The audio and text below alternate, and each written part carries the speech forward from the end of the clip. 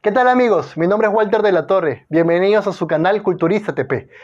El día de ayer, jueves 19 de noviembre, el Tribunal Constitucional decidió declarar por 4 votos contra 3 improcedente la demanda competencial que en su momento presentó el Poder Ejecutivo, cuando el Congreso intentó vacar al expresidente Martín Vizcarra por el famoso caso Richard Swing. Estamos hablando del primer intento de vacancia que, como todos recordamos, no se dio porque no se obtuvo los votos necesarios.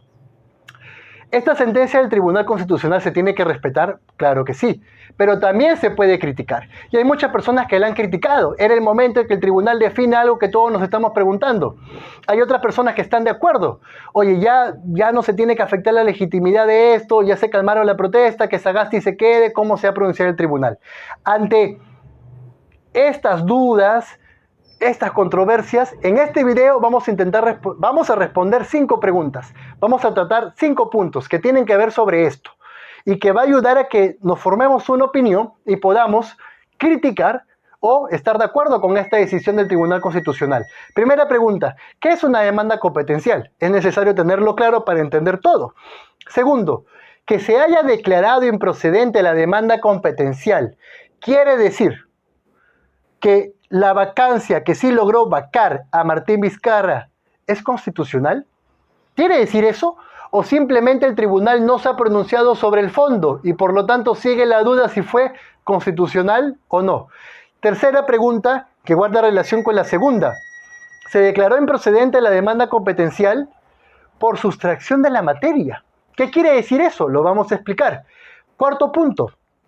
Vamos a comentar las razones del juez Ernesto Blume, por ejemplo, juez que estuvo a favor de que se declare improcedente la demanda. Asimismo, las razones del juez Eloy Espinosa, juez que estuvo en contra de la improcedencia. Es decir, él quería que se vea el fondo del asunto y que se decida qué es incapacidad moral permanente. Es muy importante ver sus opiniones, sus razones, para entender cómo se ha llegado a esta decisión. Y por último, vamos a explicar ¿cuáles son las interpretaciones, las 2 interpretaciones más populares, comunes que se tienen sobre esta famosa causal? Incapacidad moral permanente. A ver amigos, primero, ¿qué es una demanda competencial? El Tribunal Constitucional puede atender diversas causas. Por ejemplo, si se afecta la libertad de una persona de manera arbitraria, en última instancia puede haber un habeas corpus. Si se afecta cualquier derecho distinto a la libertad, por ejemplo, el derecho al trabajo, en última instancia puede haber una acción de amparo. Asimismo, si los poderes del Estado, las entidades del Estado no se ponen de acuerdo y tienen controversias sobre las competencias de cada uno, se le puede decir al tribunal que defina esto. Y eso es lo que pasó en este caso. El Poder Ejecutivo, no Martín Vizcarra, el Poder Ejecutivo le tocó a la puerta al tribunal y le dijo, tribunal, Martín Vizcarra representa el Poder Ejecutivo, tiene las políticas del país y se está afectando sus competencias, no se está dejando que cumpla con su mandato porque el Congreso quiere vacarlo por una causal que no se tiene claro qué es. El Congreso le dijo al tribunal, nosotros estamos actuando dentro de nuestras competencias, dentro del marco constitucional, porque la Constitución nos permite vacar al presidente por incapacidad moral permanente. Y nosotros pensamos que ha incurrido en incapacidad moral permanente, porque, recordemos que esto es del caso Richard Swing, habría mentido, tenemos los audios, había ocultado información. Esto tenía que resolver el tribunal, ver qué es y definir de una vez por todas la incapacidad moral permanente. Pero el tribunal decidió declarar improcedente la demanda. Que se haya declarado improcedente quiere decir que el segundo intento de vacancia que sí vacó Martín Vizcarra es constitucional, se legitima. No tiene nada que ver, no es un pronunciamiento sobre el fondo. Cuando tú declaras improcedente una demanda, ni siquiera entras a tallar, a ver el fondo del asunto. No dices qué es incapacidad moral permanente, cuáles son las interpretaciones que se tiene, cómo se puede delimitar esta figura, se ha aplicado bien, no se ha aplicado bien. No dices nada de eso. Simplemente declaras improcedente, por ejemplo, por cuestiones de forma.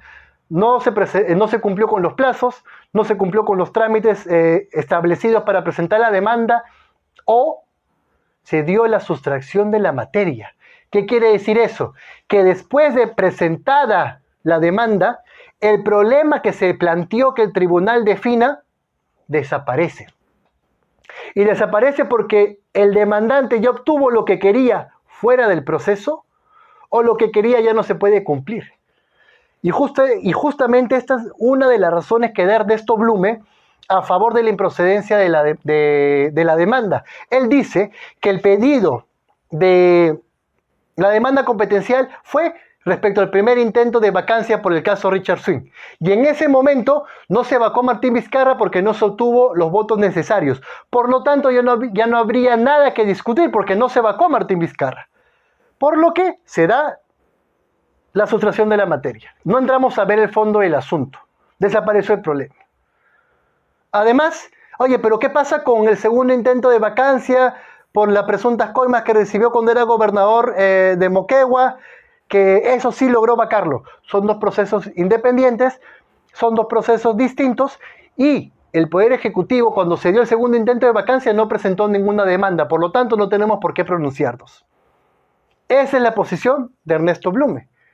La posición de Eloy Espinosa Saldaña, que obviamente es contraria a esta. Él dice de que es cierto que ante el primer pedido de vacancia no se dio los votos y no se vacó a Martín Vizcarra, pero hubo un segundo pedido y ambos tienen en común que la causal para vacar a Martín Vizcarra fue la misma, incapacidad moral permanente. Por lo tanto, el tribunal estaba en la obligación de definir qué es incapacidad moral permanente. Más aún, cuando todas estas marchas, una de las razones por las cuales se han producido es porque se vacó Martín Vizcarra y asumió el cargo Manuel Merino. Y las personas, uno de los motivos iniciales por los cuales salieron a protestar era porque consideraban que esto era inconstitucional. Pero otros consideraban que sí era constitucional. Ante esta duda que tiene toda la población, el tribunal tiene que aclarar la duda, sea por una o por otra posición, pero aclarar el tema. Además, como no lo ha hecho, como no se ha ido al fondo del asunto, sigue la duda. Y mañana más tarde nadie nos dice de que, o sea, nadie nos asegura que el Congreso no puede vacar, por ejemplo, a Sagasti. Él tiene 8 congresistas del Partido Morado. Pueden decir que ha incurrido en incapacidad moral permanente por cualquier hecho que haga, que como no está claro qué es, y lo vacan. Y volvemos ante esta crisis, ante este nuevo conflicto. Y si no lo vacan a Sagasti, si todo sale bien, es muy probable que en las próximas elecciones se van a presentar más de 20 candidatos. Por lo tanto, va a haber una segunda vuelta. Es muy probable que haya una segunda vuelta. Y también es probable que se repita la situación del 2016.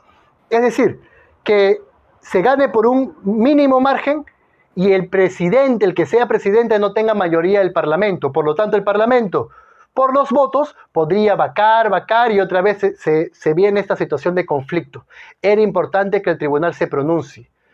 Esto no quiere decir, según Eloy Espinosa, que se iba a reponer a Martín Vizcarra. Las sentencias no tienen efectos retroactivos. No se iba a reponer a Martín Vizcarra, pero se iba a fijar que es incapacidad moral permanente, iba a estar claro y ya no iba a haber dudas para su aplicación en el futuro. Esa es su posición. Ahora, ¿cuáles son las dos interpretaciones, las dos teorías más populares sobre la incapacidad moral permanente?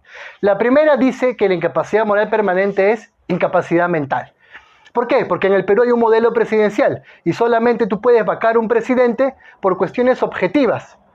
Porque muere, el cargo queda vacío, porque renuncia, porque sale del país sin permiso o por una incapacidad mental que se llamó incapacidad moral.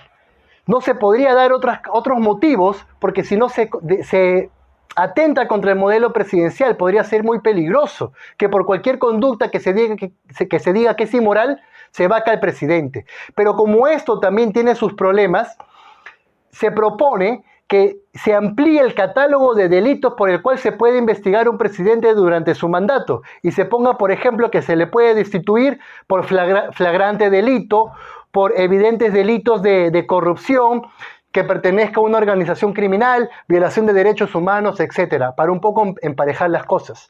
La otra interpretación dice lo siguiente: en un principio incapacidad moral era incapacidad mental, pero esto evolucionó, por ejemplo, cuando se vacó a Fujimori cuando renunció por fax por incapacidad moral permanente. Y la incapacidad moral permanente quiere decir que el presidente, como personifica a la nación, es la imagen del Perú, tiene una conducta moral que cumplir. Y si no la cumple, pues se le vaca. Pero también un poco para sopesar las cosas, que no se permita que se pueda vacar al presidente en su último año de mandato. ¿Por qué? Porque al Congreso no se le puede disolver en el último año de mandato, entonces ni para ti ni para mí. Pero amigos, esto también tiene dudas. A ver, no puede ser muy amplio el concepto de incapacidad moral permanente, tiene que ser claro. Supongamos que se diga que, que se revele que un presidente es gay. ¿Eso es incapacidad moral permanente? O que se revele que un presidente tiene un amante, tiene un hijo extramatrimonial.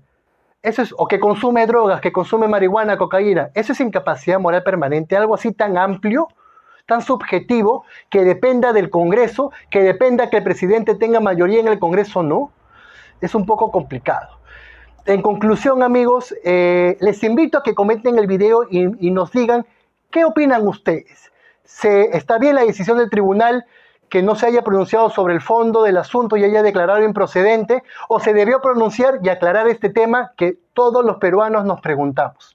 Espero el video les haya parecido interesante y asimismo se suscriban al canal. Gracias.